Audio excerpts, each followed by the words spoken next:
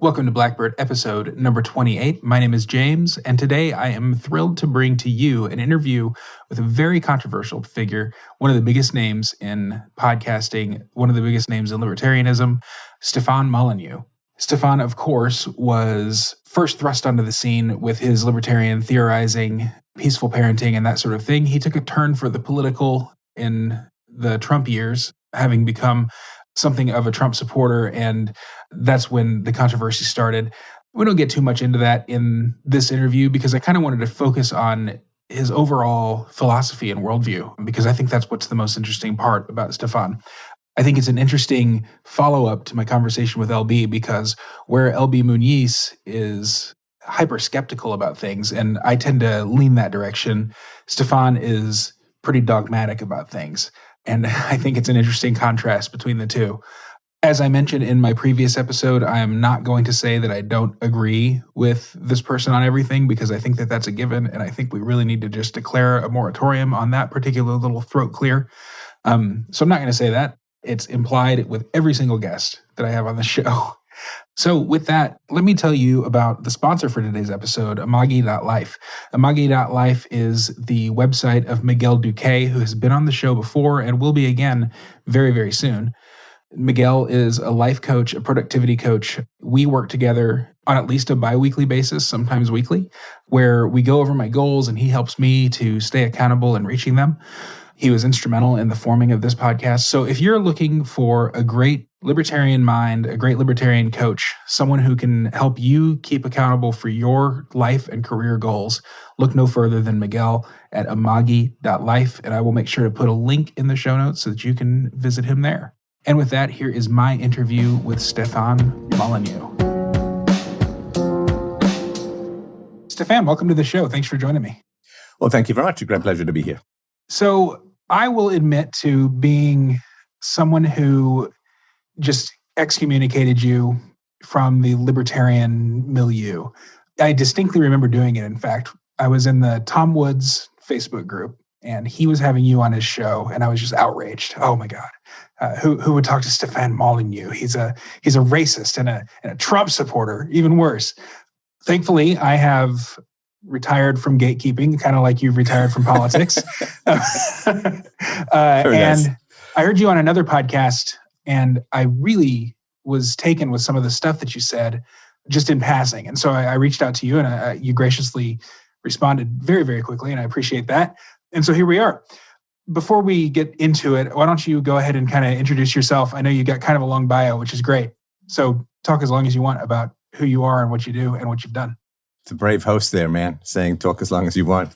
I got close to 5,000 shows. No, I can keep it brief. So I was born in Ireland. I grew up in England, lived for a little while in South Africa, was moved at the age of 11 to Canada, and got into philosophy in my mid-teens. I studied English, acting, playwriting, history, got a master's degree in the history of philosophy, was in the software field for about 10 to 15 years as an entrepreneur, and then had a long commute.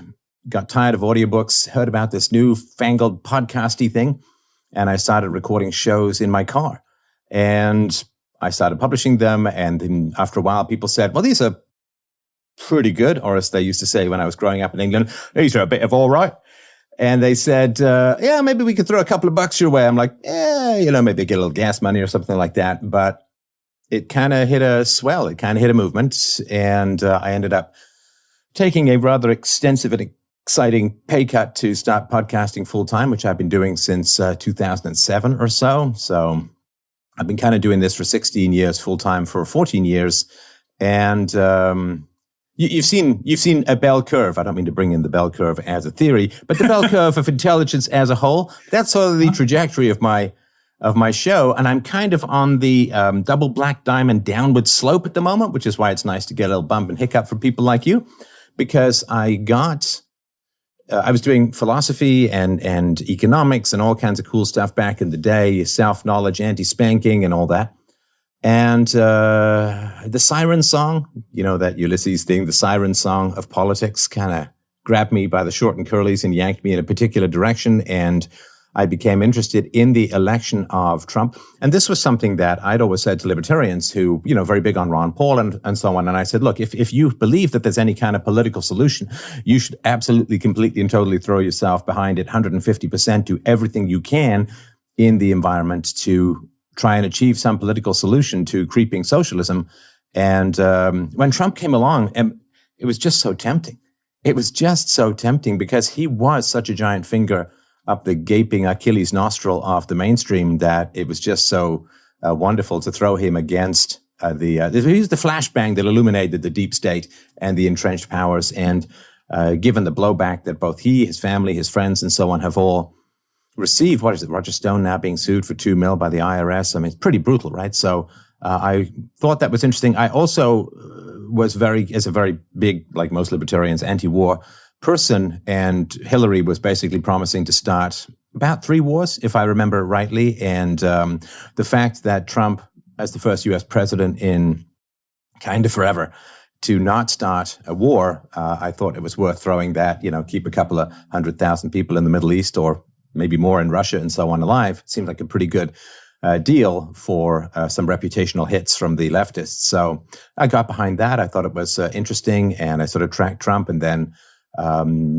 probably as a prequel to the 2020 election, I was radically deplatformed from just about everything and its dog last summer. And that was information that was good to get.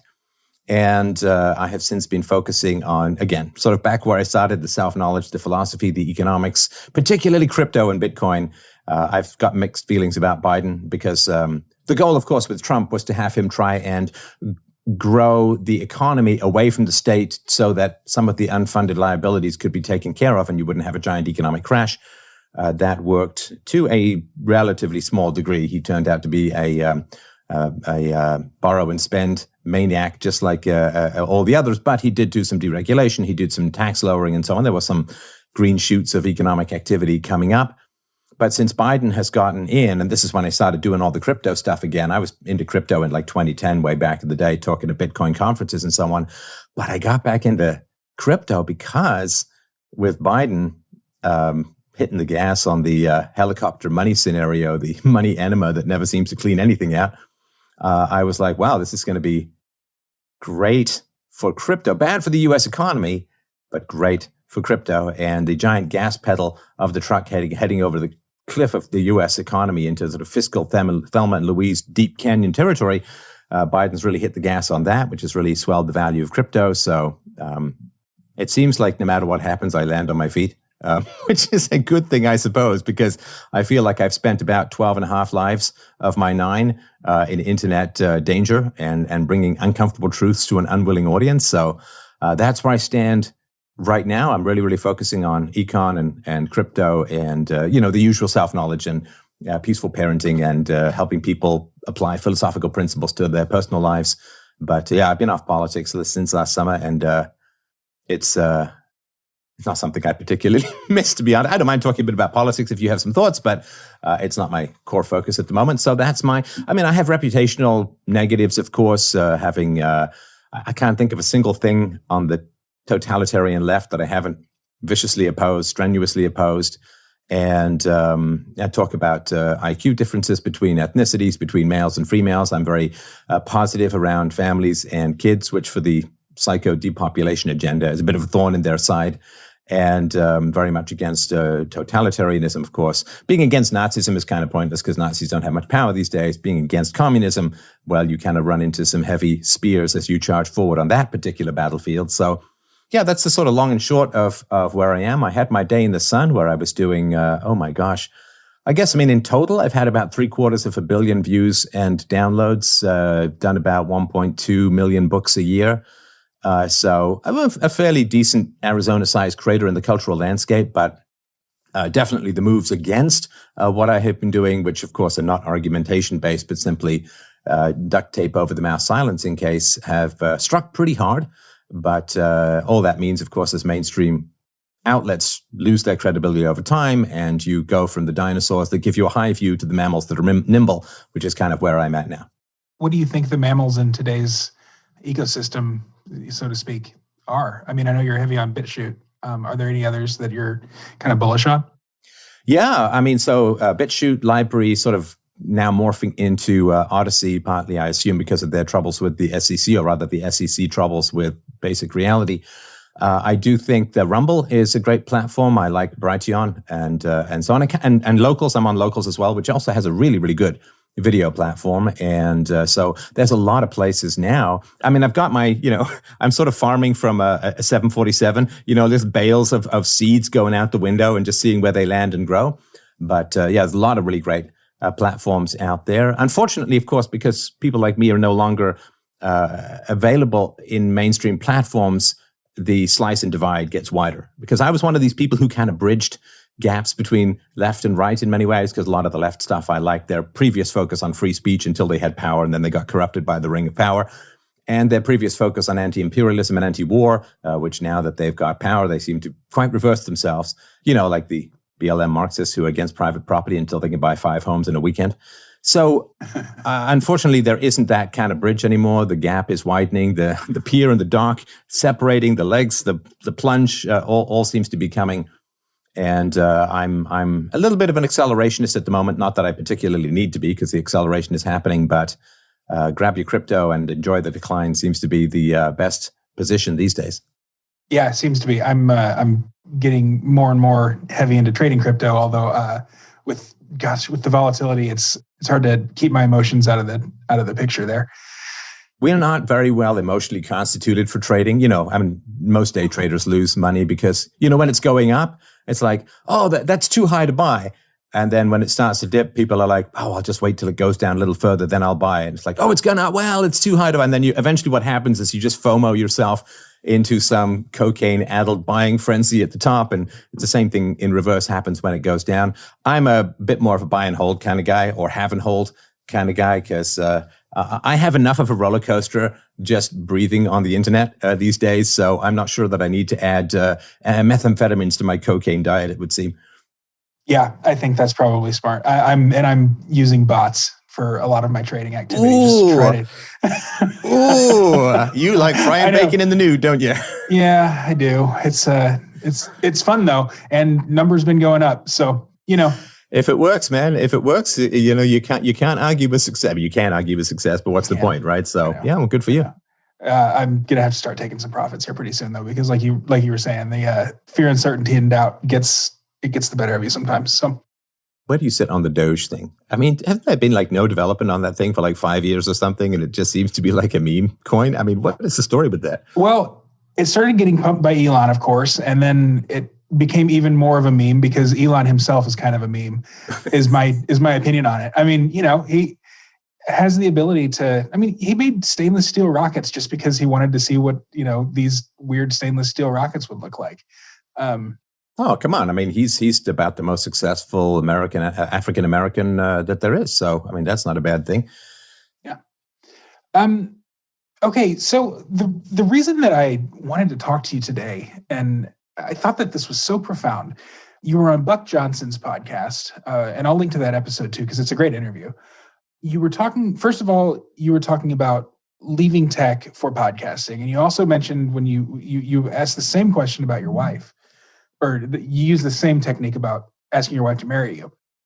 The quote is, if you can ask yourself the right questions, the answers in life become easy. If you're living a foolish life, most of it is about avoiding the right questions. How does someone identify the right questions so that they know that they're asking them and not living foolishly and avoiding them? It's a big question. Right. One moment. This is a coffee sip question. Maybe I'll just snort it from the table with a credit card and a straw. But so no, I mean this is a very, very good point, and I'm always vaguely pleased when people catch the needles in the haystack of the word torrent coming out of my mouth and find some value in it. That's great, and it is. And I was listening on 2x speed too, so it really hit me hard. Oh, so sorry. I'll do a little faster now so we can have a coffee. No, it really does just come around to the right question. So when it came to politics, one of the questions that I asked myself last summer was thinking, I did a whole presentation, did a full year course on the fall of Rome. I read tons of books. I did a big famous presentation on the fall of Rome, which was money printing, multiculturalism, open borders, and debt. So, nothing to do with the present, totally unrelated. History is just the same damn thing over and over, just with different costumes. But, and the question was this. So if you look at the last 150, 200 years of the fall of Rome, and you think, my gosh, how many people worked themselves into a frenzy to try and stop the fall of Rome? How many people debated and argued and got into politics and wrote endless speeches and articles and, cast their pearls of wisdom in the public square to be trampled by the welfare-hungry feet of the mob? And what did it do? There's a certain pendulum to world events when you have a government. I mean, when you don't have a government, there's unicorns and roses and things that we can't even imagine how wonderful they would be. But when you have a government, there's just this grim predictability to the momentum of human affairs. And because we exist in a barely human landscape at the moment, it's practically impossible to dislodge naked mammalian self-interest with mere language. In other words, talking people out of what they believe they need to survive at a biological level, like the welfare state, or the status that they've become completely addicted to, which is sort of the welfare warfare state as a whole, the military-industrial complex and political power and so on. We need philosophy, we need abstractions, we need universal moral standards in order to combat the base, balls and spine mammalian drive for the acquisition of resources with the least amount of effort and the greatest and most profitable ownership in human history, which is the ownership of other human beings through the paid for by others power of the state. So we have this will to power, this Nietzschean gotta have, want to dominate, which is how we got to the top of the food chain, became the apex predator, not only of the nature of animals and plants and the earth, but ourselves as well. And so we live in a landscape where the word sacrifice has become impossible. Now, part of that comes out of objectivism in the libertarian community, and there's a fair amount of, I'm ambivalent about it as a whole, sort of selfishness and sort of, quote, rational self-interest in the libertarian and objectivist communities. But the idea of sacrifice, it's something that I grew up with very strongly, both as a Christian and as somebody who was still able to grab the remnants of fading glories of the empire and the British experience around the world. But we've lost, as the fall of Christianity and the inability of philosophy to create and extrapolate and impose a universal moral standard. What's happened is, because I define who we are as humans, what it means to be human, is to have a higher and universal moral standard. Or I would say morals is the one thing that differentiates us from all the animals. I mean, dogs know physics. You throw a frisbee, they can run and catch it pretty easily. So dogs know physics, and plants know where the sun is. And there's lots of things that go on that we can also replicate. But the one thing that we can do that nothing else in the universe that we know of as yet can do is to what I call universally preferable behavior, to extrapolate what is good for us to what is good for all, and to have universally preferable behavior, which is morality as a whole. Now, there's a theological basis of that in Christianity and other religions. My work on universally preferable behavior in philosophy is the provision of that in a secular sense. But if we don't have a higher standard by which we can evaluate potential actions, all we do is lie, control, bully, manipulate, undermine, pretend to be good while stealing under the table, all of the general leftist tropes that have dominated society. So if to be human is to have universally preferable behavior, a sense of morality by which we can evaluate our proposed actions, that's what it is to be human. We don't have that anymore, and we haven't had that really since post-World War II as a whole. And so for me, we don't live in a world populated by what I would define as the majority of people are fully human, right? I mean, there's obviously we're human and biological and all of that, but philosophically speaking, morally speaking, we have simply become bald mammals as a whole, seeking power, seeking domination, or seeking submission as a way to achieve domination in the cry, bully, victim dominance culture that has emerged. But we don't have what makes us the most fully human. So we don't even know what questions to ask anymore. What is good? What is just? What is true? What is virtue? What is evil? What is good? We don't really have those questions. So we don't have any way of evaluating where we're going. But we still need to make choices. So we make choices based upon ideology, manipulation, dominance, and we pretend morality, because a very good way to get resources is to pretend morality. And I mean, it works, right? Again, we've got this negative, laser painting stuff that goes on in the world where, sorry, just thought I'd blur it out for a second there, where, so somebody calls me a racist and I understand where you're coming from. And somebody calls me a racist and you're like, oh, stay away from that guy. He's got laser painted on his forehead and he's a bad guy. Of course, the word racism is not an argument. And it is, as we know, it's amazing to me that the leftists can publish their war plans for 100 years and we're still surprised when everything happens, right? I mean, 100 years ago, the Communist International said that they were going to import and stimulate racial conflict in order to take down America in particular and the West as a whole. In the Second World War, they very clearly said that they were going to use the word Nazi, fascist, and racist in order to destroy the reputations of their enemies so they didn't have to engage in productive arguments and so on.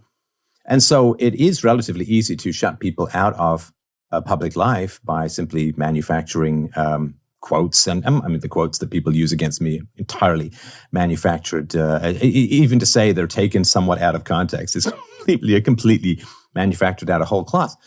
And so to ask the right questions fundamentally is around, okay, what is good? What is true? What is right? What is worth sacrificing for? And if you don't know what morality is, then morality will be used to control and subjugate you. And words like racist or Nazi or fascist or white supremacist or whatever will be weaponized against you, and you have no defense because you don't know what is worth sacrificing for. And therefore, if there's nothing worth sacrificing for, why would you take the hits to tell the truth? Now, of course, when I grew up, thou shalt not bear false witness and tell the truth and shame the devil, tell the truth though the skies fall. That was all foundational. Of course you sacrifice for the truth. Of course you sacrifice for the truth. For two reasons. One is the truth is the most important thing in the moral universe. If you don't have the truth, you can't have anything else. You can't have wisdom. You can't have knowledge. You can't have love, because love is our involuntary response to virtue if we're virtuous. And you can't have virtue if you don't know the truth, because you have nothing to have integrity around or toward. So, and also we, of course, have inherited the capacity to have these kinds of conversations because people told the truth in the past and suffered enormously for telling the truth. I mean, the people in the Middle Ages who dared question the earth-centered model of the universe, I mean, a lot of them were burned at the stake and suffered a whole lot more brutal punishments than, oh no, I lost my Twitter account. I mean, I don't want to minimize it, but what we have to suffer is nothing compared to what people in the past had to suffer. And because I'm so incredibly grateful for what has been given to us as a culture, as a civilization, I mean, the property rights, the relative liberties, the relative free speech, and this amazing communications technology, I'm so incredibly grateful for it that I'm the kind of guy that if I inherit $1 million, I'm not going to squander it on a bunch of useless crap. If I inherit all of these values, I'm going to do my very best to add to them rather than subtract from them through a cowardice, which would be incomprehensible to our ancestors. So the question of how do you ask the right questions? Well, you have to ask the questions of metaphysics. What is real? You have to ask the questions of epistemology. What is true?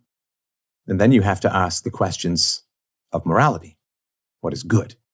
And if you don't have those questions relatively handy, and they're actually pretty easy to answer as a whole, we already have the answers. We already have the answers. We just don't like to apply them consistently because that's puts us in conflict with people in power. But if you know what is real, you know what is true, and you know what is good, well, then you can evaluate your proposed actions according to a universal standard of truth and morality. And that's what it is to be human. And we've lost that. And now we just have a bunch of cunning, bald mammals running around pretending to be good as a mechanism for securing dominance and power and resources. And we don't even know anymore what questions we should be asking because all of the fake answers that we have that gain us power are so seductive that they have eclipsed even the absence of knowledge that characterizes foundationally our entire civilization at the moment. And that knowledge wasn't lost. It was totally stolen. It was totally robbed.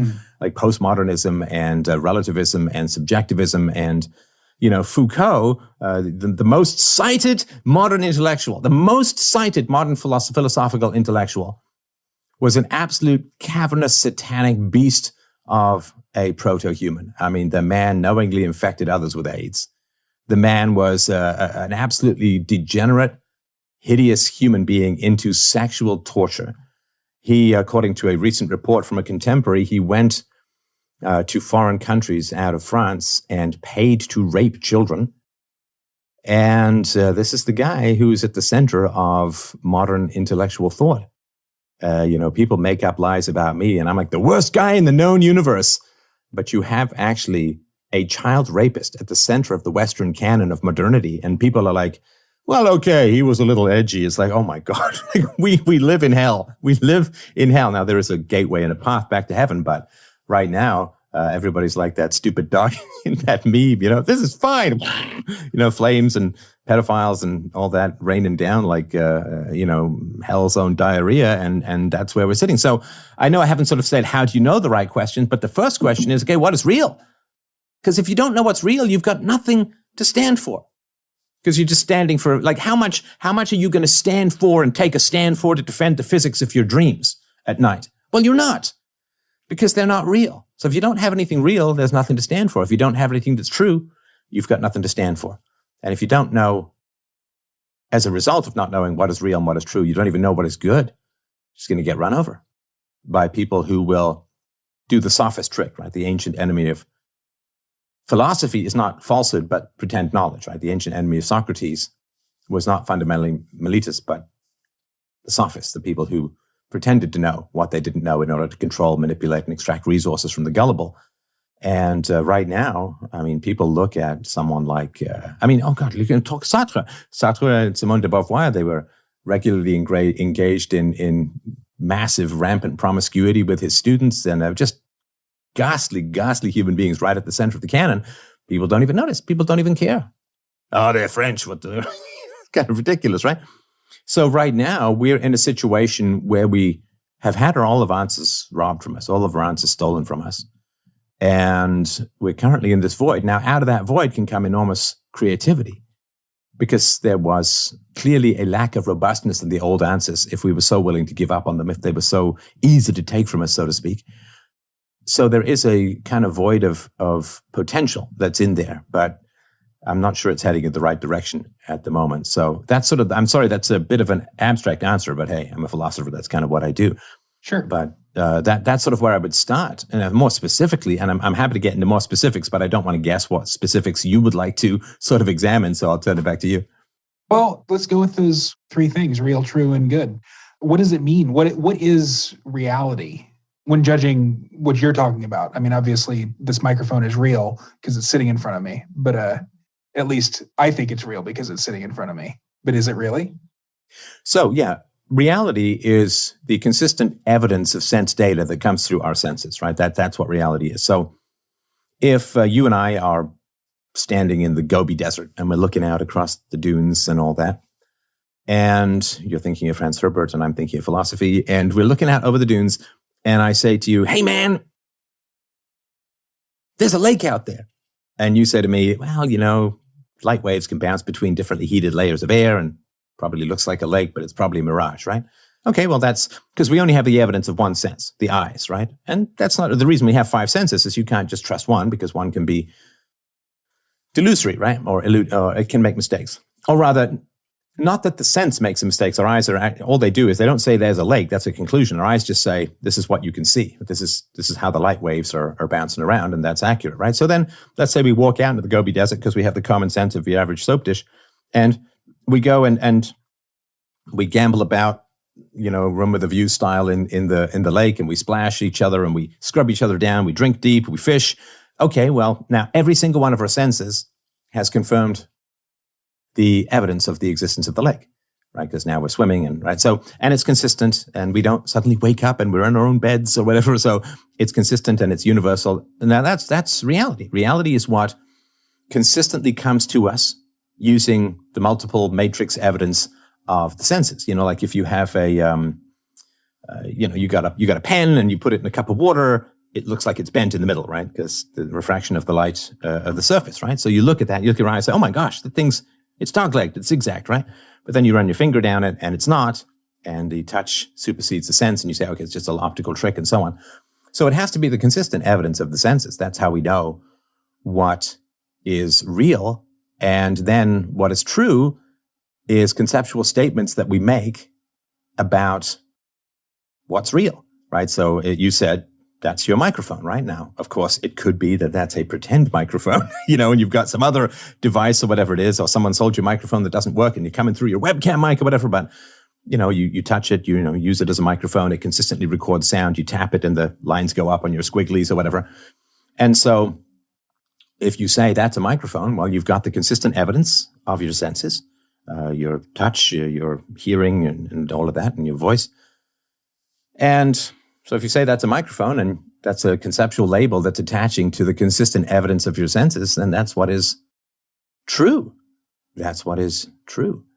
And we can get to the UPB side in a sec if you want, but I just wanted to know if that very quick sprint through metaphysics and epistemology is relatively comprehensible. Well, so... And push back, man. Hit me hard. Yeah, I'm ready. So to me, like an objective reality is... Hang on, you just said, to me, an objective reality. Right, exactly. Those two things don't exactly fit together, but go ahead. Right, well, and that's the problem. When I think of objective, I think of something that's inherent to the object itself, not as something that I'm perceiving in the object itself. To me, the fact that I'm perceiving it makes it subjective, not objective. Why? Where am I going wrong there? No, why would it make it subjective? Because it's my interpretation of that thing. Whether or not the pen is bent doesn't depend on my sensing that.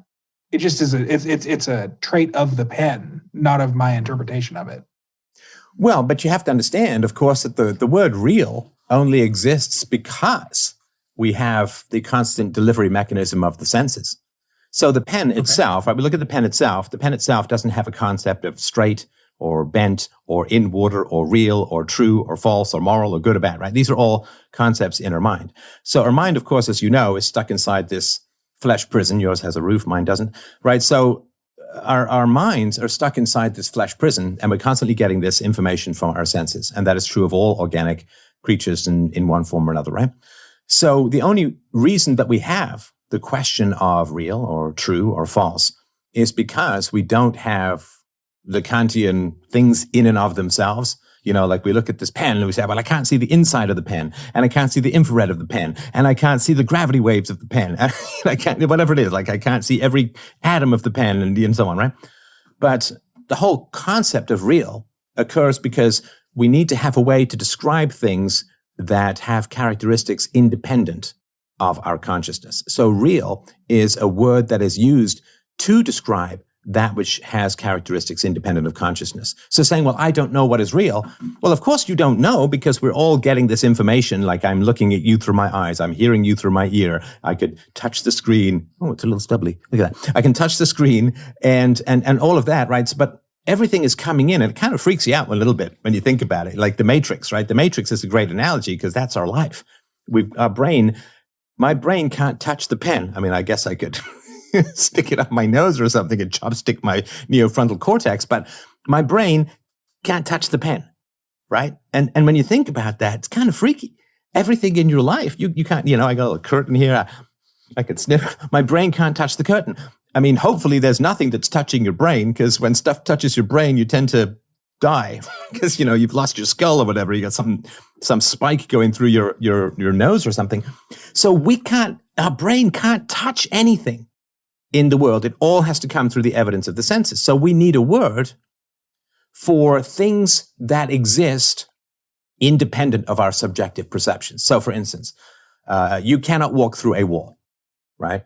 Now, you can listen to Pink Floyd's The Wall, and you can imagine what it's like to be a proto-Nazi whining about the death of his father 40 years ago or something like that. But you can have an analogy like, oh, he seems to have an emotional wall.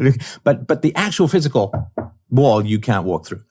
And so there are things that, there's a barrier to understanding, right? Okay, there's a barrier to understanding, and this is the big question of philosophy. There's a barrier to understanding. That's an analogy. It's not a physical barrier, right? But when I was shooting my documentary in Hong Kong and getting tear gassed in the face for standing up against incipient communism, there were physical barriers that were not metaphors, very physical barriers that were in the street and you had to climb over them, you couldn't walk through them and so on. So we need to have a word to differentiate between ideas that don't exist directly in the real world and ideas which describe things which do exist directly in the real world, which every evidence of our senses confirms, right? So when we have the word real, you say, well, it's subjective. Okay, everything that comes to us has a subjective element because we can't touch things directly with our brain, and there is no knowledge, as Kant demands as an impossible standard of knowledge. There is no knowledge of things in and of themselves. I can't touch the pen. I can't touch the pen with my brain. And even if I could, I would just feel a sensation of poking. I can't put the pen in my brain and have myself absorb all of it like a god who would know things flowing through every atom. So we have to have a word for something that exists independent of our preferences. Like, I may want to be outside in the sunshine and never get a sunburn, right? I may want that. I may dream about that. Like I've dreamt about, being in a resort in the Caribbean and never getting a sunburn. I never need to put on sunscreen when I'm in a dream, right? So we have to have a word for realities that can't be manipulated and realities which are open to, or concepts that describe things that can't be manipulated, like you can't walk through a wall. So real is a word that we use to carve, like, I got this wall here, right? So on this side is the concepts which are, there's a barrier to understanding, right? So this side, this is the stuff that's not real. It's concepts that are manipulable. On this side, there's like a physical barrier, and we need a word that describes the differences between those two things. And real is one. And the true is when our concepts match the stuff that's out there. I call this a pen. Well, it's actually a stylus, but tablet. Anyway, it doesn't matter. I call this a pen. Is that a true statement? Well, it has the characteristics of a pen. You can write with it. It was made to be a pen. When humans create things, it's much more conceptually accurate than rather than you could grab a piece of charcoal out of the fire and write with it, but it's not like the charcoal was designed for that. When human beings design stuff, it's very easy to conceptually categorize, right? Because it's created for a particular purpose. So when you say, well, everything is subjective, it's like, well, yeah, of course, because we can't touch reality directly with our brain without dying. So, but we still need a word for things which we can will and change and control. Like if I have a barrier to understanding something, I can push through that barrier by working really hard to understand it or whatever, right? So I can push through and try to understand things. But if there's a physical barrier, there's no amount of mental gymnastics or willpower or effort that is going to have me walk through that barrier. That will never, ever, ever happen. And so we need a word for things which we can change with our minds alone. Like if I have ignorance, I have a barrier to understanding, I can will and change my behavior and get stuff, versus stuff that we simply can't change with our minds. We need a word to differentiate those two things, because if we can't figure out the difference between those two things, what we'll do is, let's take another analogy. I love analogies myself. So let's take another analogy, right? So let's say that we are sowing the seeds of knowledge here, right? We're sowing the seeds of knowledge because we're going to record this, or we are recording it. We're going to publish it. People are going to think and understand. Oh, the two sides of the wall and the pen. And it's like, I'm going to understand things. It's going to be fantastic. So we're sowing the seeds of knowledge, which we can do just by having a conversation. However, if you and I are farmers, like in the real world, and, winter's coming, and it could be one of those godforsaken Canadian winters, or it could be one of those, 7-year Game of Thrones winters, which is a great analogy for fiat currency collapse. But anyway, yeah. So you and I can't sit there and say, we are going to sow the seeds of barley through our conversation, right? It's not going to happen. We can sow the seeds of knowledge, because an analogy, right? That's not something that is, but we can't sit there, you and I, in a field really concentrating on barley seeds and have them appear in the ground. Never going to happen. And if we don't know the difference between those two things, then we say, we're going to sow the seeds of knowledge. You and I are going to show up at everyone's house and offer to have conversation, that can be very efficient, right? Whereas if we sit there and say, well, we're gonna sow the seeds of barley in the same way, we're gonna starve to death in the winter. So knowing the difference between these two things is really, really important. You can't survive if you don't know the difference between the real and the unreal. Now, unreal doesn't mean invalid or anything like that. We are genuinely sowing the seeds of knowledge as a metaphor, but survival is it's essential that we know the difference between the real and the unreal. I mean, just knowing that the sun in your dreams doesn't give you a sunburn, but the sun in the real world will give you a sunburn. I mean, if you want to not explode into skin cancers when you're 50, you got to know the difference between these two things. And so when you say, well, everything's subjective, it's like, yeah, that's a given, but we still need a word for things which we can't manipulate with our brains, external, tangible, material reality, and things that we can adjust or manipulate with our brains. And we need the stuff we can adjust and manipulate with our brains because we got this whole conceptual thing going on, right? We need the scientific method, which doesn't exist in the real world, to accurately assess, analyze, predict, come up with conjectures, hypotheses, theorems about. So we need something that doesn't exist in the real world, like the scientific method or reason itself, or concepts, right? We need all of these things in order to actually control and understand things in the real world. So the universals in our mind need to map onto the universals in the world. Nature to be commanded must be obeyed, so that we can become the apex predators that we have, if that makes sense. So let me try to rephrase this in ways that my brain works. I love analogies too, but I need to conceptualize it too. So if I say to you, Stefan, let me borrow a pen, and you hand me that stylus. Well, you show me your stylus. I'm not holding it yet. And I see all of the accidents of a pen. It looks like a pen from, the distance that I'm at. Then you hand it to me, and I see that it doesn't have a ballpoint or a felt tip or, you try to write on paper and it doesn't work because it needs a tablet, right? And so it doesn't meet the telos of a pen. Yep. Like it's not acting like a pen should act. So objectively, at one point I interpreted that as a pen. And then when I started trying to use it as a pen, my senses were like, no, this isn't a pen. This is an iPad stylus or whatever. Yep. So is objective reality like the interaction between our sensory perception and the accidents in essence of the object? Or so, yeah, I mean, this is the cool thing about philosophy. So we have at the very bottom of matter, we have atoms, right? And you can slice and dice into quarks. Sure, we'll stop at the atoms level because below that, all is madness, right? So we've got these atoms, and the atoms behave in a completely consistent manner, a completely and totally consistent manner, right? So, I mean, the three states of water, right? You got water, ice, and vapor, right? They all have, particular temperatures they're going to change at. They all have predictable properties. Ice is a solid, water, a vapor is a gas, yes, kind of thing, and water is a liquid. So these all have, H2O all has particular characteristics which are very predictable, very stable, very universal. You look at a carbon atom, which is the essence of who we are as life forms, and it's all very predictable, all very stable, right? Silver, gold, you name it, right? I mean, you have a gold atom, you get a phone call from Peter Schiff. That's just it's a property of nature. It's just the way reality works, right?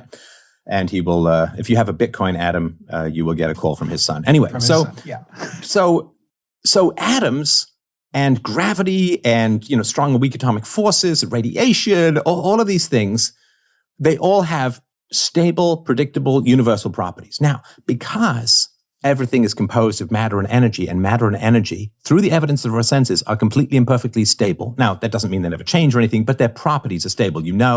If you cool water below 0 degrees Celsius, it's going to freeze. If you heat it above 100 degrees Celsius, it's going to turn into water vapor and so on. These are all very predictable things, and there's no way to avoid it. It's universal, it's absolute, and so on, right?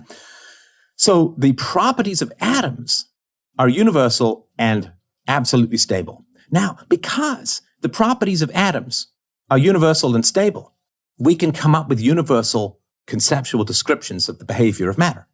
So we can never walk through a wall. And don't give me any of this secret door.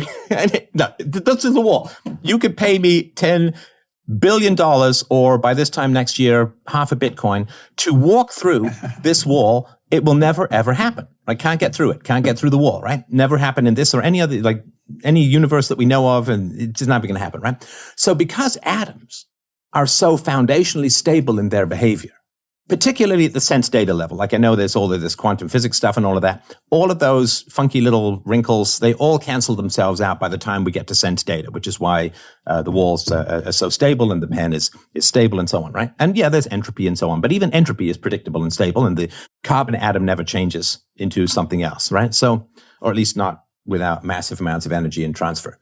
So because atoms are so foundationally stable, we can come up with concepts that describe the behavior of matter and energy that are universal and perfectly true. A carbon atom is a carbon atom is a carbon atom. Water has 3 properties which change based upon very predictable temperatures. Gravity will always cause mass to attract mass. You can't walk through a wall. These things are all true, and our very highest and most abstract concepts are based upon the stable, immutable, and predictable patterns of atoms and energy. Okay. I think I like that. I think that sits well with me. Okay, I am not going to harass you about rampantly subjective statements about universal truths. It sits well with me, like a good Indian biryani. Yeah, I like it. It's like, it doesn't matter whether you like it or not. Anyway, go ahead.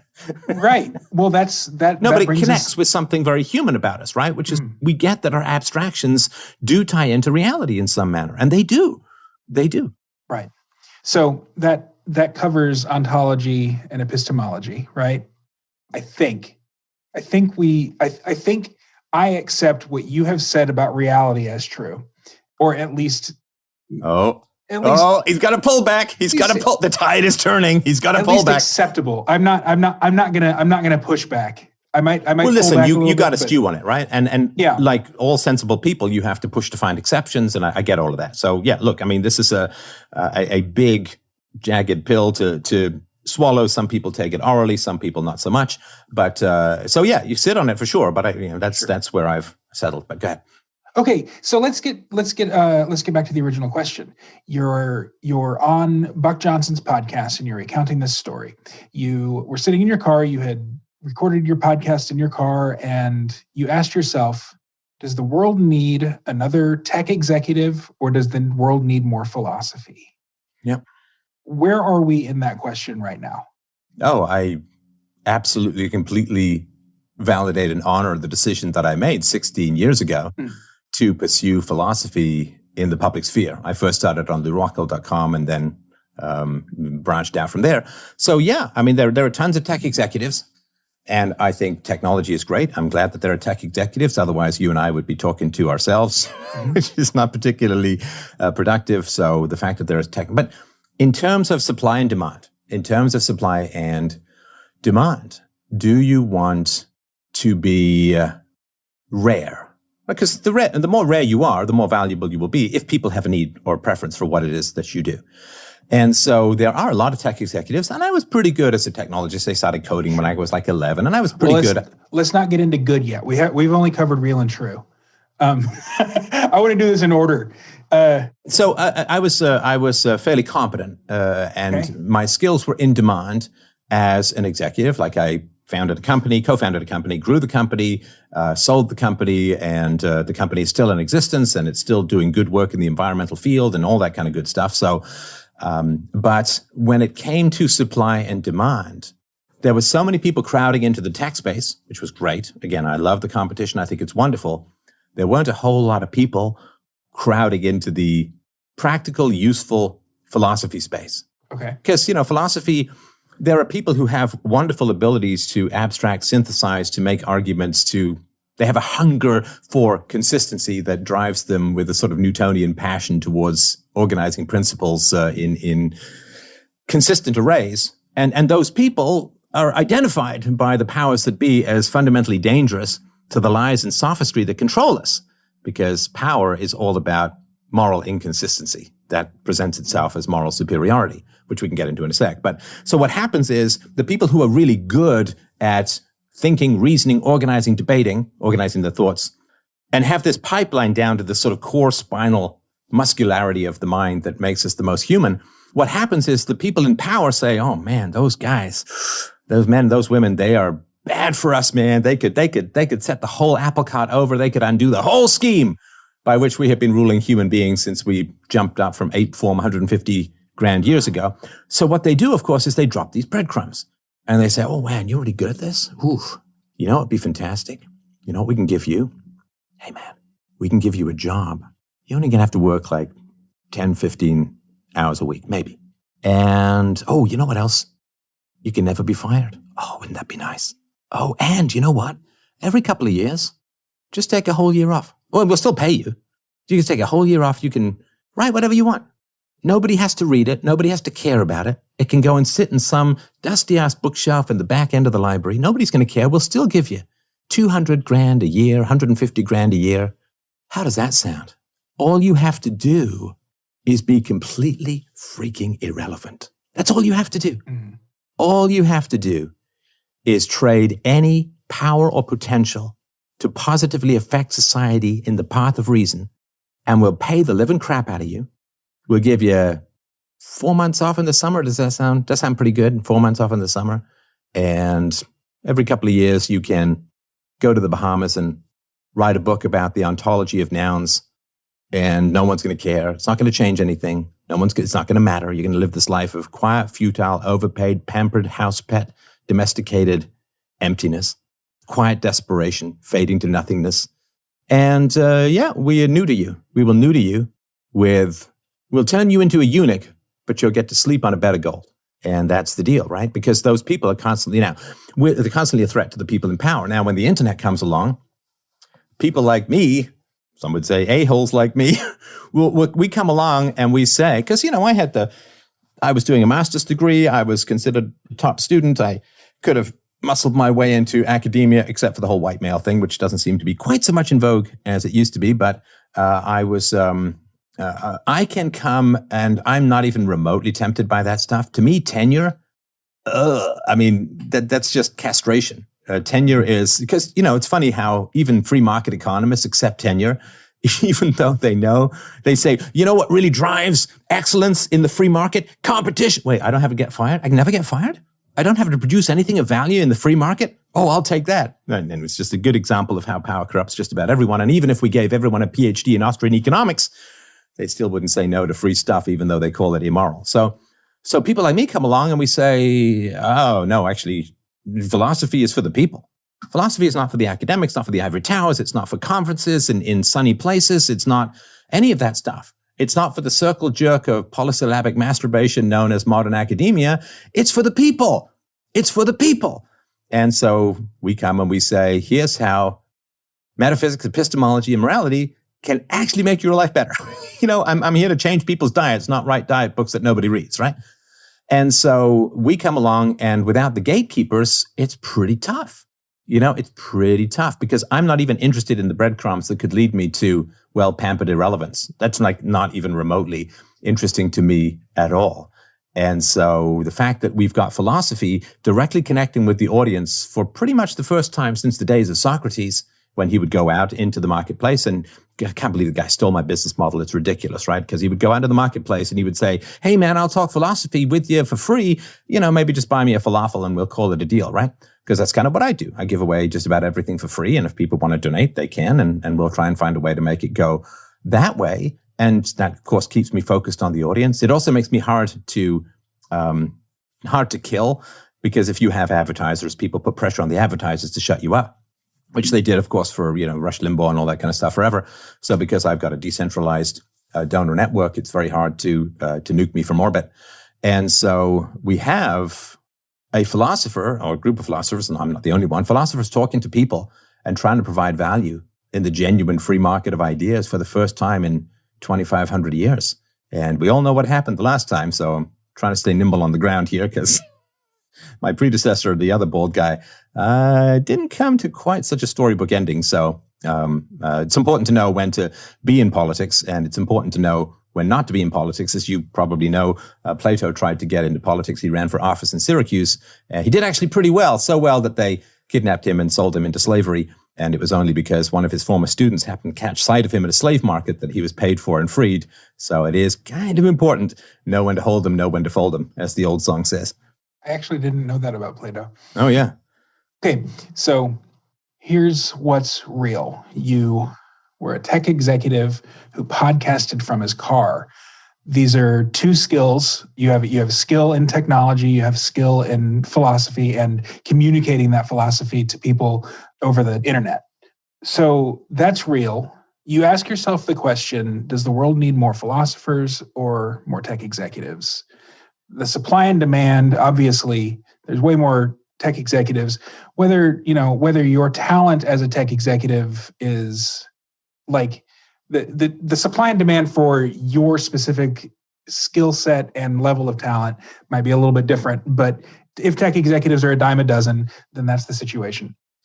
Well, I mean, it's also a relative scarcity of skills, right? I mean, so making philosophy of value to the average person, that's not the most common pipeline in the known universe, right? I mean, there are, many wonderful thinkers and so on, but in terms of actually making philosophy a practical life skill that makes people's lives better, I mean, that's pretty rare.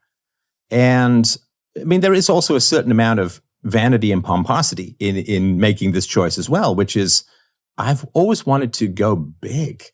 I mean, how many tech executives are going to be remembered 1,000 years from now? How many tech but whereas if you get it right in philosophy, I mean, you ascend to the pantheon, man. I mean, you have constellations named after you in the future. You get studied forever. Now, I don't want me to be studied. I'm not that interesting. I'm just, okay. I want to be, like if I had a bad webcam, you couldn't see me very well, right? So the good webcam manufacturer wants you to not even think of the webcam, right? If you make a great pane of glass for a beautiful view, you don't want people sitting there saying, wow, this is an amazing piece of glass. You want them to not even notice the glass. You want them to just see the view. So I want to be completely invisible in the equation as a whole. I just want to, be the portal. I don't want people to talk about me. I want people to talk about philosophy. So you'd rather be a window than a painting? Oh, absolutely. Yeah, absolutely. Because people getting interested in me, I'm not transferable, but principles are, right? So it's like people saying, I'm really interested in Steve Jobs, but the last thing I want is an iPad. Okay, well, Steve Jobs is only of interest because of the iPads that people want, right? So I thought as well, again, part of the vanity thing, and I think it's kind of proven true for better and for worse, but I was like, okay, I want to do things that will be remembered. I want to show up in the future. I want to become immortal, so to speak, right? And the best way to do that is philosophy, because philosophy outlasts the time that is. And you can just think of this, right? Can you name me a single business executive from the time of Socrates? No. If they, I assume they existed. I mean, there were business people in the time of Socrates. So, yeah. There were traders, merchants, you name it, right? Can you even name a single politician from the time of Socrates? Well, apparently Plato, but well, that was a bit of an aborted political career. He was a politician I have a mohawk. There's more potential than actuality in that situation. Can you think? I mean, you could probably come up with a couple of famous artists from Plato's time. I mean, Aristophanes, of course, wrote a famous satirical play about Plato, which actually was pretty harmful to his reputation because the artists, you piss off the artists and it's really tough to make a go of it. Sure. But when it comes to the time of Socrates, you really only remember the philosophers. And none of the, maybe one of the politicians, two of the politicians, but mostly because they brushed up against the philosophers in opposition, and a couple of the artists, but who really towers from ancient Greece forward, well, it's the thinkers. Now, it's a little bit less true from the time of the Roman Empire because the Romans were kind of shadow cast by the philosophies of ancient Greece. You'll remember some of the warlords, the generals, some of the politicians, and a few of the thinkers, of course, right? But I wanted to stand high enough that the shadow lasts for 1,000 years. And the only way to do that is to go to the very stratosphere of human concepts, which is the very essence of humanity, which is the widest concepts. And to come up, or at least for me, I wanted to take on the greatest challenge of all philosophy throughout the ages, which is, can you define morality without a God and without a government? Can you do that? And that was, of course, the big brain-melting expedition that I went on, which culminated in my book, Universally Preferable Behavior, which 12, 13 years ago now. I've debated it countless times, and every single one of the people I've debated with has ended up not agreeing with the principles as a whole, because that's really kind of brain bending, and maybe it's happened later on. But certainly the four major bans, the bans on rape, theft, assault, and murder, yeah, everybody has to accept those. And that's the great treasure of the system. I mean, if people don't understand the whole thing, but they at least accept that you can't have rape, theft, assault, and murder as universally preferable behaviors, I'll take that. I'll take that. You don't need to know computer science to run an iPad, and you don't need to know all of the philosophical arguments to understand why rape, theft, assault, and murder are bad. So, if that's solved, that's the holy grail. I mean, that's the thing right there. And defense of property rights through UPB, and defense of anti-spanking through UPB, all of these things, defense of the non-aggression principle through UPB. That's the big thing. And so that was part of it as well, which was, can I do more good for the world? Yes, because we need more morality than we need. We need 50% more morality compared to 1% more technology, which is probably all I could have offered given the competition in that space. My skill set was unique enough insofar as I do have, and you say tech and philosophy, they're not that dissimilar. No. Because being a programmer means you have to organize all of your thoughts and crystallize them in logically consistent and efficient formats. And being a good communicator, I did a lot of voice work and improv work and communications work in theater school, because an actor is communicating is the portal by which the story gets to the audience through the actor, right? So a lot of kind of accidental skills came together. Plus, I have a vaguely fruity pan-Commonwealth accent that people find makes me sound probably an IQ and a half point smarter. So just a lot of weird things kind of came together to make it all work. Yeah, actually, it's interesting to me that you and Curtis Yarvin of Mencius Moldbug fame both were tech executives who became philosophers, broadly speaking. He's more of a political scientist, I guess, or political philosopher, and you're more of a ethics philosopher. Where do you think that came from? Why do you think it is that there's so much overlap between a good tech executive and a good philosopher? So, I mean, there definitely is you have to bow to reality in business. Right, your spreadsheet doesn't matter. Your final sales figure matters. Your projections don't matter. So you are continually making predictions and refining them according to objective feedback. And so that and this is the scientific method, right? The market and the scientific method have a lot in common, or at least they used to before the government swallowed up all of science and crapped out a bunch of tech nerds. But yeah. So you're constantly making predictions, and this is going to be valuable. Customers are going to like this. You're constantly getting that feedback. So all of business, in particular tech creation business, is about having a hypothesis, having a conjecture. Customers will pay for this. They'll like this. They'll value it.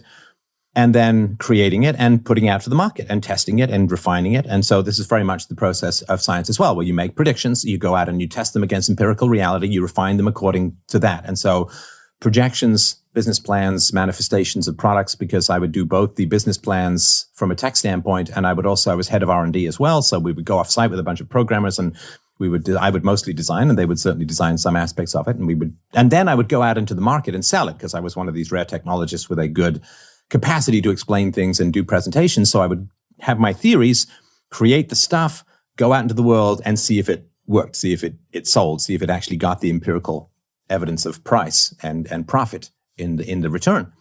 So I think that process has really helped a lot.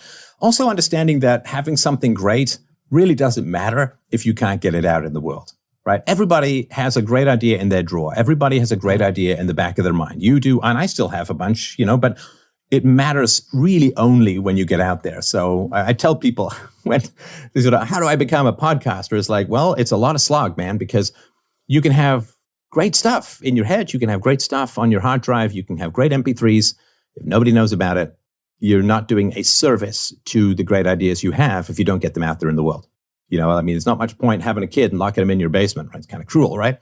And so I would tell people, I would spend, and this again comes out of the business experience, I would spend about 80% of my time not recording, not thinking, not writing, but simply promoting. I would go to conferences, even if people didn't really know me, I'd muscle my way in. I would go to forums and post. I would buy ads. I would craft those ads. I would just call up people who didn't even know me and say, oh, check out my podcast. And I'd just be, the gadfly, the annoying guy. And so when you've been in the business world, having your product doesn't matter if you can't market it and get it out in front of people.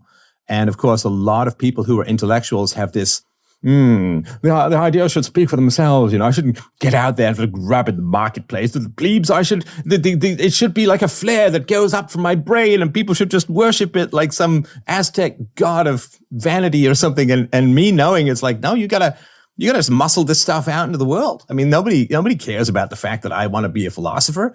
Nobody cares about the fact that I have a great idea about ethics. Nobody cares. They're all busy. They got stuff to do. They've got bills to pay. They've got women to pursue. They don't care at all.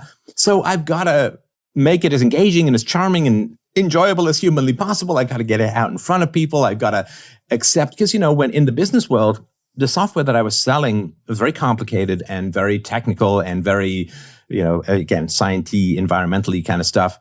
And so you would literally make probably 500 phone calls to one sale.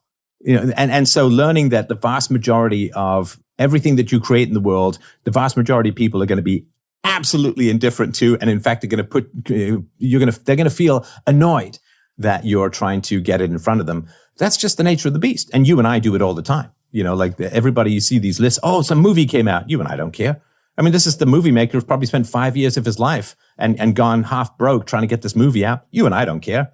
We're like, oh, wait, there's a perfectly timed Screams cut on YouTube. I'm going to go watch that instead, right? So knowing that most people don't care, most people are not only indifferent, but actually kind of annoyed at your insistence and trying to find a way to overcome that. So if you've had training in the business world, or you've had experience in the business world, you know what it's like to have an idea, to create something, to push it out there, and know that nothing in your life is going to sprint on its own, right? It's got to be something that you get behind and push. And not only is there no shame in that, there's shame in not doing that. Like if you have a great idea, then you have to get behind it and push its glory rolling fire log out into the human consciousness. Like if you have a cure for some horrible disease, you've got to be relentless in getting it out there, because lives hang in the balance, and even more lives hang in the balance from philosophy than they do from any cure to any disease I know of.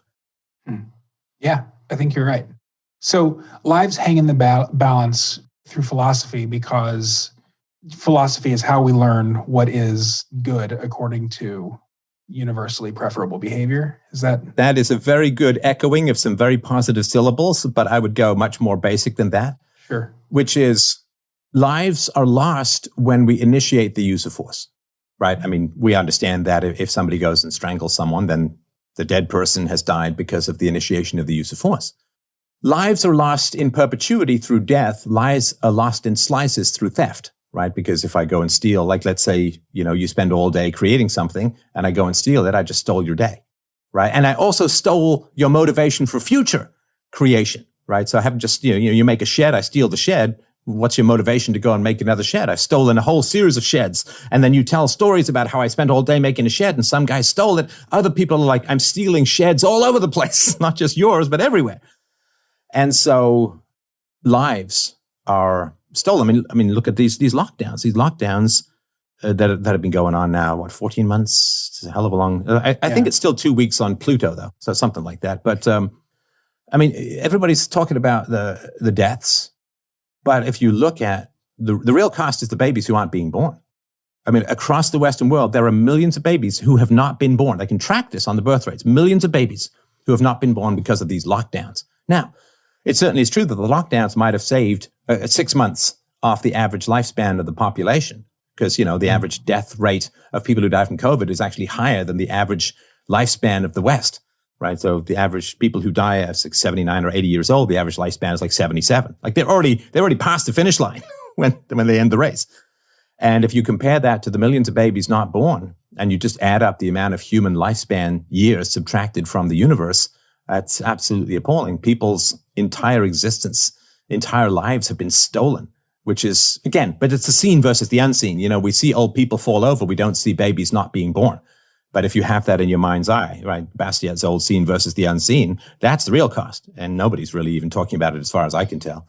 But yeah, so lives are lost when you violate the non-aggression principle. And the whole purpose of philosophy, at least when it comes down to it, is morality. Everything else, science has metaphysics, right? Science has to study what is real versus not real, which is why there's not a lot of biological conferences on the innards of unicorns, because unicorns don't exist as far as we understand it. There's nothing on how do Klingons process alcohol and how do dragons fire breath weapons, and nobody. I mean, you may get a couple of geeks on D&D forums talking about that stuff, and Lord knows I would have been one of them in my teens, but we don't. Physics deals with the real, so physics is totally around metaphysics. We share that with science. We share that with dogs. We share that, like, dogs have to know what's real and what's not. And epistemology, I mean, there's tons of stuff around. The whole scientific method is epistemology, double-blind experiments in the medical field. That's all epistemology. How do we know what's true, what's valid, what works? So we share metaphysics, we share epistemology with a wide variety of other disciplines. But the one thing that philosophy has that nothing else has is the study of ethics, study of virtue, universally preferable behavior, what is good, not just what is true, but what is good. If we get that right, then we can work to undermine and eliminate institutional falsehoods about the virtue of violence. Because what is a state other than an institutional falsehood about the virtue of violence? Taxes are the price we pay to live in a civilized society. You know, the only philosophical response, right? Slavery is the price we have to pay to pick cotton. It's like, no, come on. There's got to be another way to do it. There's got to be another way to do it. So if we universalize the non-aggression principle, you cannot initiate the use of force. We push back against taxation. We push back against the state. We push back against the most central violent organizing principle of society, which is where the danger to all of our lives comes from. So, I mean, to take a simple example, the multi-quadrillion black hole, vacuum-sealed grand chasm to infinity Mariana Trench hole of debt that the world is currently laboring under is all based upon the violations of the non-aggression principle. You cannot take out a debt on my behalf. I cannot take out a debt on your children's behalf. I cannot unilaterally impose a debt upon you, and I cannot go to your house with a weapon to extract value from you for my own particular social schemes and plans. All of those things are completely illegal, and rightly so, because they're immoral. They're initiations of the use of force. However, we get this brain-bending Mobius strip, acid-up-the-nose reversal when it comes to the state. And suddenly, well, that's good. That's right. That's moral. To which philosophy says, no, it's not. There is no such thing as the state. It is a concept. There is no such thing as a forest. That is a concept. There are trees, there are shrubs, and they may be aggregated in particular geographical proximity. But there's no such thing as the state. There's no such thing. Concepts are not real. Doesn't mean they're subjective or whatever, right? I mean, a tree, if you got a concept called a tree and you identify the tree accurately, that's true. But a crowd does not exist. Individual people exist. The crowd is a concept we use, and the crowd does not exist. This is the anti-collectivist stuff, which is really epistemological. The crowd does not exist. The individuals exist. The concept is something we use to describe it in our minds. It's really, really important. Mm-hmm. Because if we have something in our minds that contradicts the properties of that which it describes, we've made an error. If I say all mammals are warm-blooded, except for this pen, we'll call this pen a mammal, and let's call a reptile a mammal too. Is a reptile cold-blooded? Well, yes. Well, I thought you said mammals were warm-blooded. Yeah, but let's just throw that in anyway. Well, obviously that's a categorical error, and you'd be laughed out of any any biological conference if you propose such a thing, right? You'd say, well, all mass attracts mass except for this pen and a lizard, right? It wouldn't make any sense, right? So where you have the exceptions, you have falsehoods, you have lies, categorical errors. So when you say the government has the right to initiate the use of force, well, the government doesn't exist. So what you're saying is some people who wrap themselves in a concept that doesn't exist have the opposite moral rights of everyone else. That makes no sense, even remotely, logically.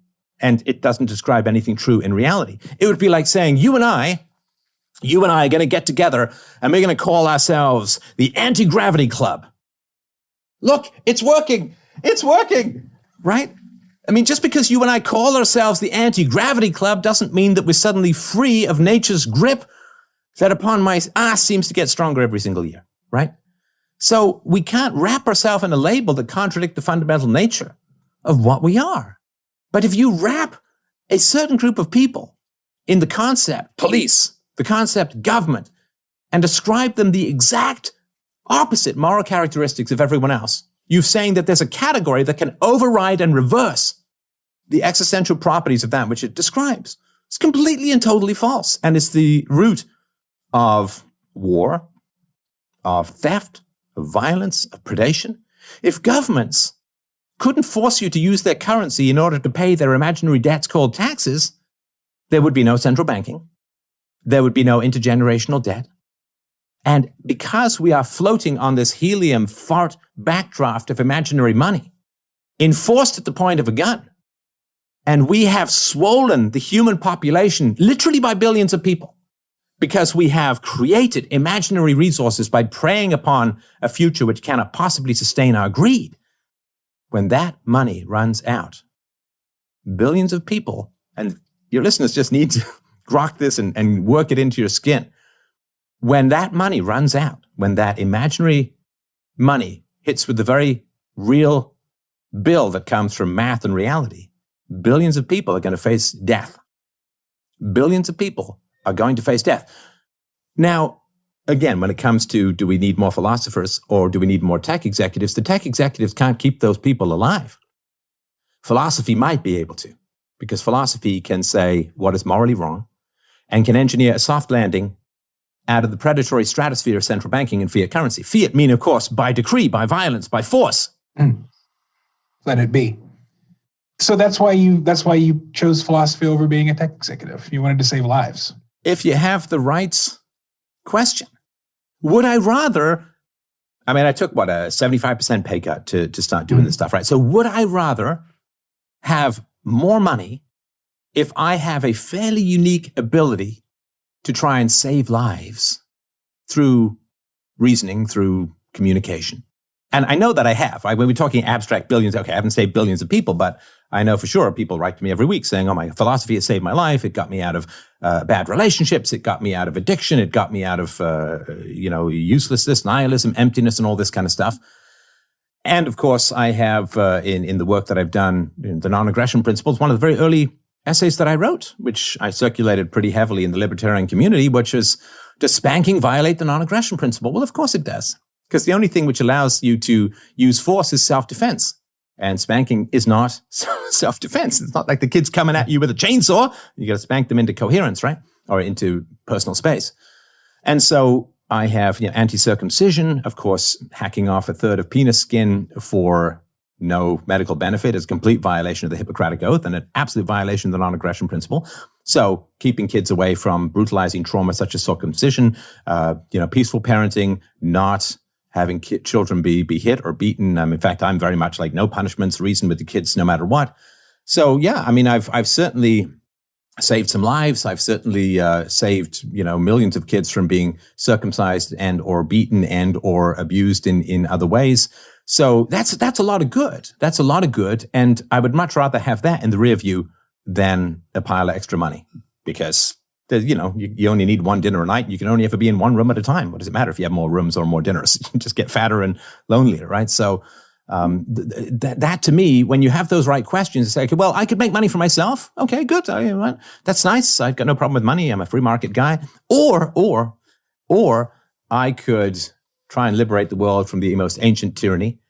I could apply the non-aggression principle in a sphere and field wherein people can actually do something about it. You and I can't snap our fingers and end central banking, but the greatest violation of the non-aggression principle occurs in the home of parents and children, without a doubt. It depends on whether it's the black community, the white community, the East Asian community, but you have escalating levels of spanking. It's, I think, 80, 90% of the black community, 70, 80% of the white community, 60, 70% of the East Asian community. So the vast majority of children are being hit on average several times a week. So that's a violation of the non-aggression principle we can actually do something about. And so when I sit there and say, well, I could have more money, but basically I'm being paid so that children can continue to be beaten. Now, would you take that offer? If somebody said to you, oh, I'll give you a ton of money, but I'm going to have to beat a whole bunch of children in order to give you that money, you'd be like, don't get me wrong. I have no problem with money. I just don't want it covered with the metaphorical blood of children, right? And so if you get those right questions, Would I accept $1 million if it meant 1 million children got beaten 3 times a week? No, because I would take no pleasure in that money knowing where it came from. Mm-hmm. So you get asked the right questions and knowing, I mean, I was very keen on the anti-spanking stuff, non-aggression principle right from the beginning of my show. And I know I've done the math, back of the napkin stuff. Millions of kids are not getting hit because of what I did. And that's just what I can calculate. It could be any number of things, right? And this is from this show. You say, I got back to you quickly. Well, of course, they talk about these non-aggression principle, good stuff. So when you ask those questions, I mean, it's pretty easy to make the right choices. You just have to put the things in their proper context. Now, does that mean every tech executive is getting rich because children are getting beaten? No, because they don't have the reasoning, they don't have the philosophy, they don't have the passion, the communication skill, whatever it is. And I'm glad that they're doing what they're doing, because I can't talk about children not getting beaten if Zoom tech executives are not. So thanks, Zoom tech executives, for making this possible. It's a team effort. Well, and knowing what we know about the higher profile tech executives, I don't want them doing philosophy. I mean, could you imagine if Jack Dorsey was trying to explain what he believes about ethics to Well, but Jack Dorsey is doing philosophy in a way, right? Because Jack Dorsey is saying you can speak and you can't. You're right and you're wrong. That's true. Right? I mean, the gatekeeping, brutal censorship that goes on in Twitter, like the election changing, trajectory of America changing censorship that goes on in Twitter is absolutely it's really anti-philosophy, right? It's saying that perfectly lawful, peaceful speech cannot exist on this platform because power, right? And that's why we need a free society. Because, I mean, if you imagine how much Twitter gets corrupted by power, imagine how much worse it is for governments. Now, of course, a lot of what goes on in Twitter and YouTube and other places, and YouTube, YouTube just awarded themselves a free speech prize a day or 2 ago. It's great. I'm awarding myself a great hair prize as well. It's just kind of funny, right? But those companies, a lot of the power that corrupts them is because of their relationship to state power. Because, I mean, the worst thing that Trump did in the run-up to the 2020 election was say, we're going to strip the Section 230 immunities from these companies. It's like, dude, come on, man. You can survive without these companies, but those of us who, took a couple of risks, maybe correcting some falsehoods about you, it's kind of like, your girlfriend picking on some giant bully and then running behind you. It's like, dude, that's not really a good plan at all. So a lot of these tech companies, they want to bring the left into power because they're full of so many Democrats that the left will never go after them with any stripping of any immunities or any antitrust actions. So a lot of the corruption that they have is trying to survive in the shadow of state power. And I get all of that. But I mean, this is where, blockchain and that kind of stuff, which is where I tend to spend more of my time now, is on blockchain communications technology, whether it's social media or videos or podcasts and so on, because at least there's something where when you've got kids and you've got something on the stove, you always put the boiling pot of water on the back where they can't reach it. Okay, that's blockchain with power. He puts it where people can't reach it, man. That's the only way it stays safe. So I'm going to ask one question that feels not germane, but this is something that you said earlier that could potentially land me into trouble. And I don't want to get in trouble with my audience or with something. No, please clarify whatever you want. That's fine. Yeah. So you said, and actually this might actually be a lesson for us, for me and my audience. You said Elon Musk is the most successful African-American in American history. So when you say that about Elon Musk, who's South African and he's white, but he is technically an African-American if we take that heritage, right? Right. So it's technically correct, but culturally it's problematic, which is a terrible word. No. No, I'm happy to hear where, I mean, it's kind of a joke, right? And it's designed, that's what I mean. It's designed to have us think differently. Yes. Right? And that's the purpose of it, is not to say anything about race or anything like that. It's just that to me, it's really fascinating when you point that out. It kind of crosses wires in people's heads. And the question, of course, is why? Right. So is it important to you that those wires get crossed, or is it important to you that you're seen as edgy, or is it something else that's important to you that you make that, or, I mean, it could have just been you were gauging my reaction to it.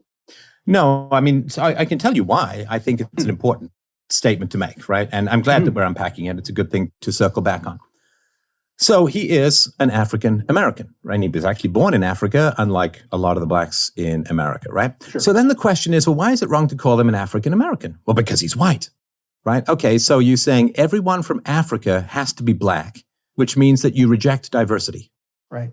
So why would you reject diversity from Africa when diversity is a value? That's the big question, right? You're saying, well, if he's from Africa, he has to be black. Well, why? Africa's full of diverse things. So the population of South Africa is 8% white. And so if you're saying, well, no, that's something wrong with that. He can't be African American because African American means black. It's like, well, but there's lots of people who live. That's like saying that Canada just means white, which is false. There are lots of people who aren't white who live in Canada. And so it is a very interesting thing because what it does is it has people think, well, it's wrong to call someone from Africa African American, even though he is absolutely an African American, because African American must mean black. It's like, but then you're rejecting the entire diversity of Africa. And if you reject diversity, isn't that a bad thing? I mean, because we're told diversity is a strength, we should embrace diversity, and more diversity is good. So what it does is it crosses people's wires, which is really an important thing to do, because if you hold a belief without examining it, you're just a mouthpiece for propaganda. When you have conclusions that you don't understand, the process by which you arrived at those conclusions, you're very dangerous. I don't mean you, like you particular. Sure, yeah. But when you hold conclusions that are significant and important in the world, and you haven't reasoned them through, and you haven't thought them through, and you speak them as if they're true and you know them, then you're a dangerous person because you are full of propaganda and full of conclusions. And the purpose of unraveling these kinds of contradictions in people's brains is, everybody knows this sort of gray-faced NPC meme, right? Where, the NPC says something like, it doesn't matter that very few people get sick from the coronavirus vaccine because it's a very small percentage, so it doesn't really matter. And then people say, well, very few people actually die from coronavirus, so that is a tiny number, and therefore we're not in any danger. And then the guy gets angry, right? And so what happens is when people invest their sense of self-esteem, their personality, their virtues, their values in programmed conclusions that they have not thought through, then when contradictory information comes their way, what happens? They become aggressive. Now, this aggression might be typing something mean. It might be rage quitting a conversation. It might be trying to get you deplatformed. It might be physically attacking you. As you know, when I would tour various places, death threats and violent attacks upon supporters and all of that were the norm. And why?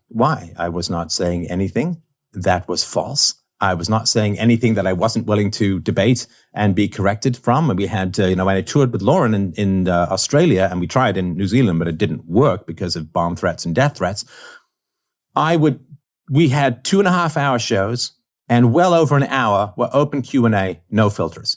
Anybody could come in and could ask and challenge, and we had debates, and I provided data, and I got corrected, and I appreciated those corrections, because that's called civilization, is you actually engage with people you disagree with. You don't silence them. You don't try to destroy them. I mean, you and I may have disagreements. I promise I'm not setting fire to your house. I promise I'm not going to try and get you deplatformed, because that would be a confession of intellectual impotency and failure. So the reason why it's important to put these thoughts and to challenge these narratives in people's minds is that violence in general arises when people's sense of identity and virtue is challenged by contradictory information that they cannot process. Because our personalities are like our immune systems. And when a foreign object comes in, our tendency is to fight them, right? And that's why you want to found your personality on reason and evidence and a process of thinking, because then you can't lose your personality from contradictory information. If I say, I pursue the truth, then if somebody says, well, what you believe is not true, and here's why, and here's why, and here's why, I haven't lost my personality. And if you want to drive to Vegas and you take a wrong turn and the GPS says, recalculating, do you sit there and say, you traffic bitch, how dare you correct me? And then you take it, you throw it out the window, and you back your car up and you drive it over a couple of times, right? Well, no, you say, oh man, I'm glad I got a GPS because I would have ended up in Utah or something like that, right? So when you have a goal called getting to Vegas, anything which helps you get to Vegas is a good thing. And if you have a goal called getting to the truth, everybody who disagrees with you, everybody who opposes you, it's wonderful, because you can't be certain of things until you've subjected them to robust opposition. Obviously, right? The sword gets sharpened by sparks, the muscle gets stronger by resistance, and so on, right? So the reason why I will occasionally throw out things like that is that people will be like, oh, I can't think that. That's wrong. That's bad. It's like, no, that's really good. Because look, if I did say something offensive and ugly and so on, then I would be happy to apologize and correct and retract and so on. But saying something factually true should never be offensive to people. Saying something factually true should never be offensive to people. And if you are offended, then you have been programmed. If you are offended by the truth, then you are in the service of liars. The Satan argument for the religious, right? What is he called? The prince of lies, the master of deception, the master of lies. If you are offended by the truth, it's because you have been told to avoid the truth, and the reason you're told to avoid the truth is so people who lie can maintain their control over you. So it's a minor shot of liberating potential, because some people will sit there and say, wait, he said that Elon Musk is an African American? Well, that's bad. That's wrong. Why? It's a factual statement. Why are you upset by a factual statement? Well, it goes against, and it's racist. It's like, why is it racist to say something that's true? Because then what they've done is they've taken a true statement, wrapped it in a pejorative called racism, and therefore you can't examine that which is true. Well, you understand when people train you to run away from the truth, they're training you to reject that which makes you the most human, that which makes you the most virtuous, that which makes you the most courageous. Where they can get you to run away from the truth, you're running away from who you are. You're running away from what is real. You're weakened. You're emasculated. Because only the truth can be used to fight lies. And the fundamental lie of oligarchical power can only be fought by the truth. So that's just a little thing. It's a little thing to say, hey, can you handle the truth? Can you handle a fact without getting too upset? Now, you're talking about it, processing, we're reasoning it through. Sure. But it is really, really important that I will certainly say things that are true but considered unacceptable. And the most fundamental question is, who the hell told you that the truth was unacceptable? Who the hell told you that a factual statement was offensive? And why would they tell you that? And why would you believe it? Well, out of fear. Because you fear the aggression that comes from openly stating a factual statement. The question is why? Well, when I talk about IQ differences between ethnicities, it's not because I think that's a great fun topic. It's because if we can't discuss these things, we will forever take different outcomes as evidence of racism and institutional racism and white racism and so on. And what does that do? That escalates violence within society. That escalates tension, hostility, and hatred within society. And of course, they want racists fighting with each other. Of course, we're supposed to look at each other askance and fearful and blame every failing on everyone else. And because then we don't look up and say, hey, who's running the show here? Who's actually really in charge? It's like that old Monty Python thing where these, in the Life of Brian, right? They're all supposed to go and kidnap some guy and they all end up fighting amongst each other. And then the Roman guys just leaning on their swords like, oh, good Lord. Like, let them fight. Let them fight. At least they're not challenging us, right? So it is important. Why can't we say things that are true? And in fact, it's gotten even worse now. Now we say things that are false and everyone praises it. That's the flip side of punishing the truth is rewarding falsehoods. All right. Well, I think we should leave it there. I really appreciate your time. I've learned a lot about reality and truth and goodness. We didn't get into greatness, which I think Dave Smith got into some trouble for calling you the great Stefan Molyneux. So I might make a pun on that.